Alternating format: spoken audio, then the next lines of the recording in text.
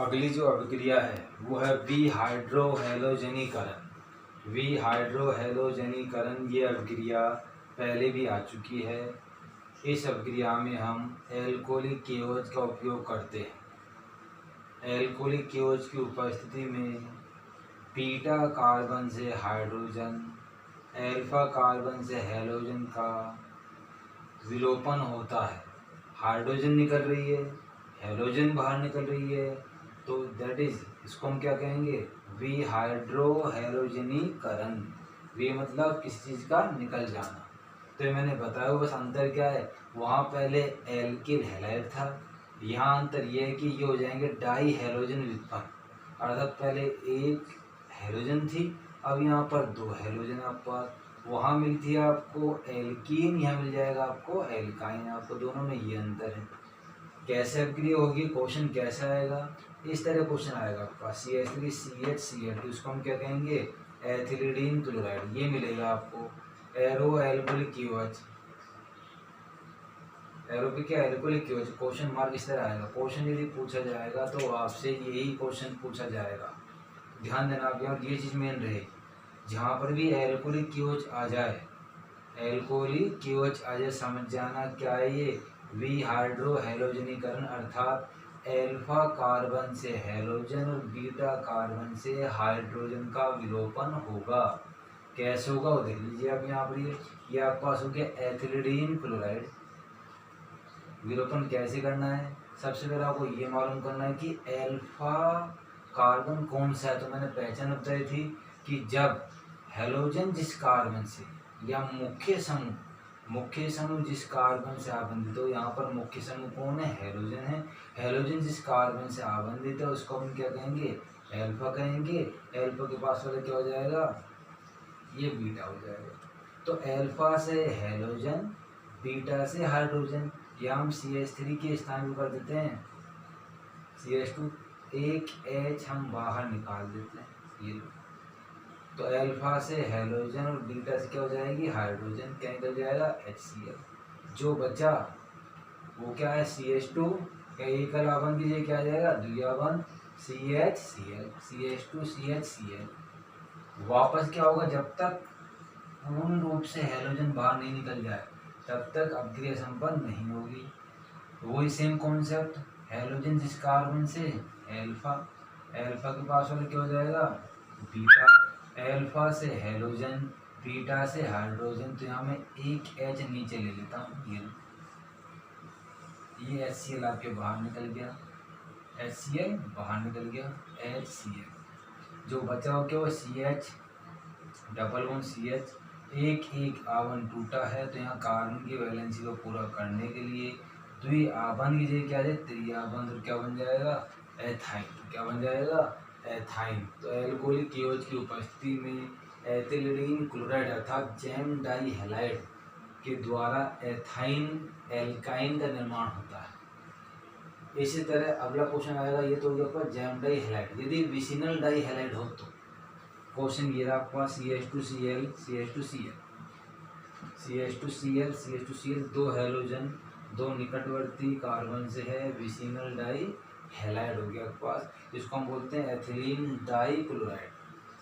वही same concept है, alcoholic KOH आते ही समझ जाना, हमें एल्फा कार्बन से हैलोजन, बीटा से हाइड्रोजन बाहर निकालनी है।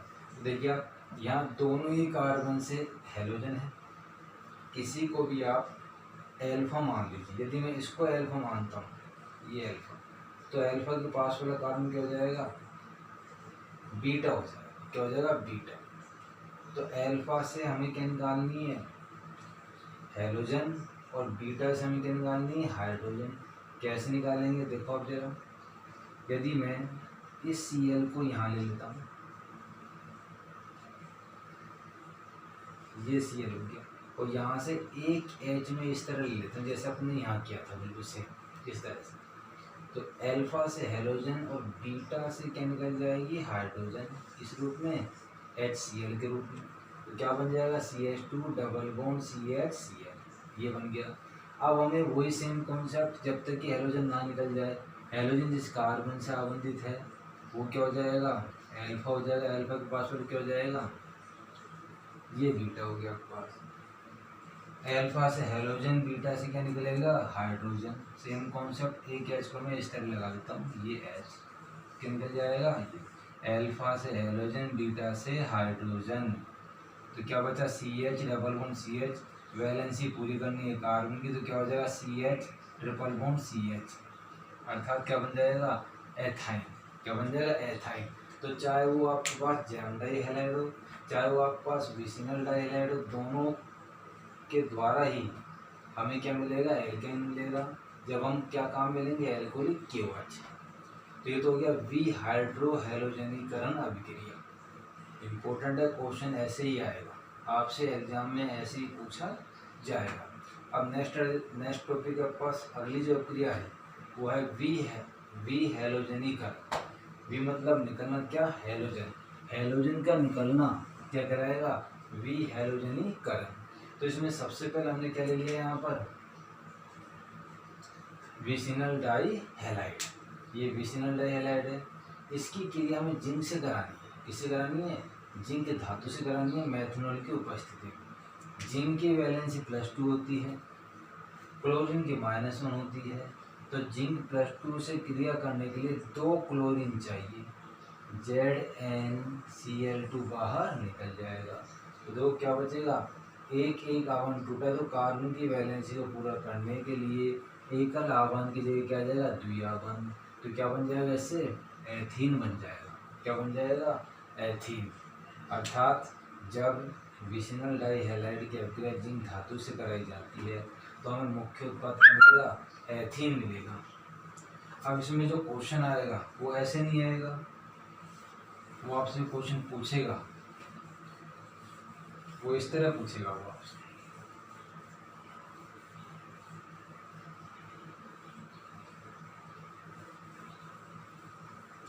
क्योंकि ये नाम वाली अभिक्रिया नहीं है, यदि नाम वाली अभिक्रिया होती तो प्रॉब्लम आती है। ये सिंपल अभिक्रिया, सिंपल अभिक्रियाओं में हमेशा क्वेश्चन बना के या अभिक्रिया बना के क्वेश्चन दिया जाता है।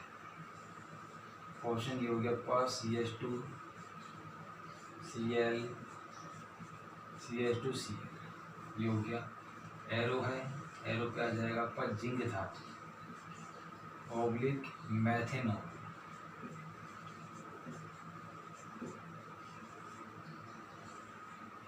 क्वेश्चन मार्क, इस तरह क्वेश्चन आएगा। तो तुम्हारे पास क्या विसिनल डाई हैलाइड के पास, यदि क्या हो पास जैम डाई हैलाइड हो तो, जैम डाई हैलाइड हो तो क्वेश्चन हमसे इस तरह पूछेगा वो CH3 CH Cl2 arrow zinc user को मैथेनॉल CH3OH को मैथेनॉल, या तो इस तरह नेम लिखाएगा या इस तरह लिखाएगा बस।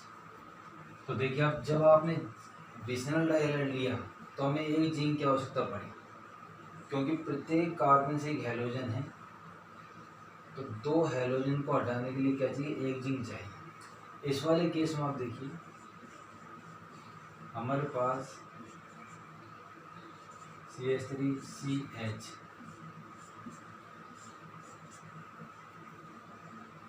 2 हैलोजन है, एक कार्बन से 2 हैलोजन को एक साथ हटाना संभव नहीं है। तो हमें यहाँ पर जैम डाई हैलाइड के दोनों काम में लेने पड़ेंगे और 2 ही जिंक आपको काम में लेनी पड़ेगी प्लस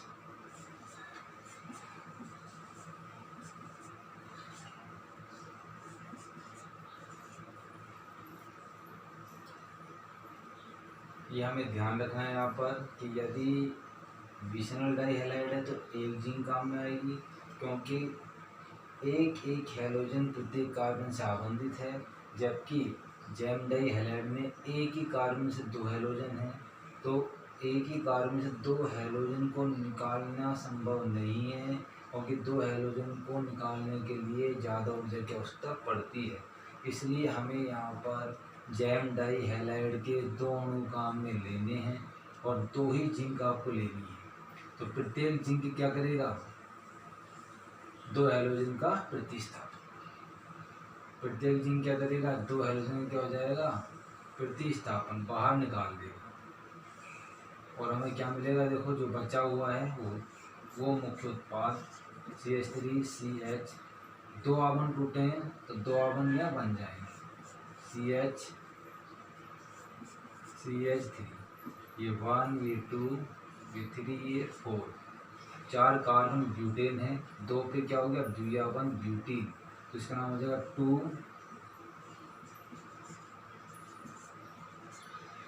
2 ब्यूटीन, 2 ब्यूटीन। ये से क्या हो जाएगा, नाम हो जाएगा प्लस सह उत्पाद क्या मिलेगा आपको ZnCl के 2 अणु। तो इस प्रकार से जैम डाई हैलाइड की अभिक्रिया जिंक से कराने पे हमें मुख्य उत्पाद क्या मिलेगा, एल्कीन मिलेगी, जिसमें कार्बन की संख्या हमें दुगनी प्राप्त होती है। यहाँ 2 कार्बन लिए जब उत्पाद बनेगा तो हमें कितने मिलेंगे, 4 कार्बन प्राप्त होंगे। इसके बाद नेक्स्ट जो अभिक्रिया है जैम डाई हैलाइड हो गया, विशनल डाई हैलाइड हो गया। इसके बाद जो नेक्स्ट रहेगा वो रहेगा आपके पास alpha omega dihalide, alpha omega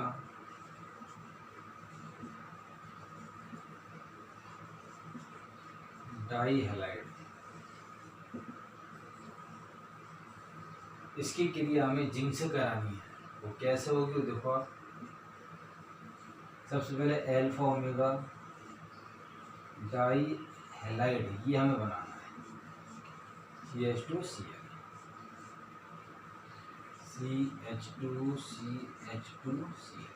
ये अल्फा तो क्या हो जाएगा आपके पास ओमेगा, क्रिया में करानी जिंक से Zn, 2 यहाँ पर एक ही कार्बन से 2 हैलोजन थी, तो जब एक कार्बन 2 हैलोजन है उनको निकालना क्या है कठिन होता है, क्योंकि ज़्यादा ऊर्जा की आवश्यकता होती है। अतः हमने क्या लिए 2 जिंक लिए। यहाँ पर एक कार्बन से एक हैलोजन, जैसा कि विसिनल डाई हैलोजन था, तो हमें एक ही जिंक की आवश्यकता पड़ेगी। तो Zn क्या निकल जाएगा Cl2, जहाँ से आवन टूटेगा वहाँ क्या बन जाएगा, नया आवन बन जाएगा इस तरह से CH2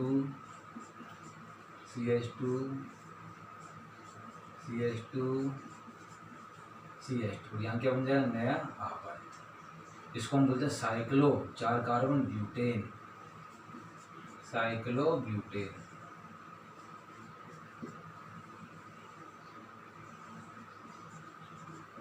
यदि आपको साइक्लो एल्केन बनानी है तो ये अभिक्रिया आपके लिए इम्पोर्टेंट रहेगी, ये अभिक्रिया आपके लिए इम्पोर्टेंट रहेगी।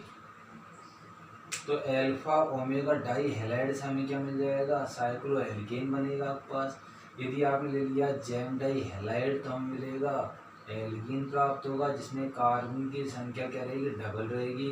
और यदि आपने क्या ले लिया विशनल डाई हैलाइड तो हमें क्या मिलेगी, एल्कीन मिलेगी, जिसमें कार्बन की संख्या क्या रहेगी, समान रहेगी। क्या रहेगी, समान रहेगी।